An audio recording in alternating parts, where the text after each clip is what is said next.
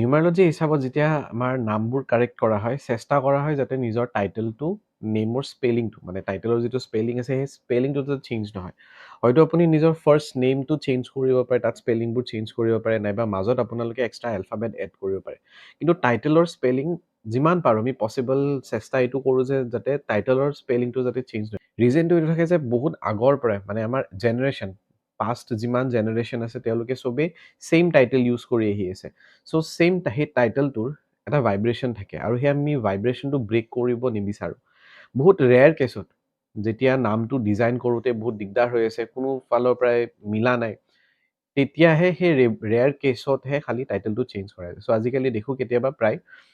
কোনোবাই বেলেগত হয়তো চেঞ্জ কৰিছে বা কিছুমানে ইউটিউবত চাই পিনে নিজৰ নামৰ স্পেলিংবোৰ কাৰেক্ট কৰিব ধৰিছে বাট টাইটেলটোও চেঞ্জ কৰি দিছে চ' চেষ্টা কৰিব যাতে আপোনালোকৰ নামৰ টাইটেলৰ স্পেলিংটো যাতে চেঞ্জ নহয়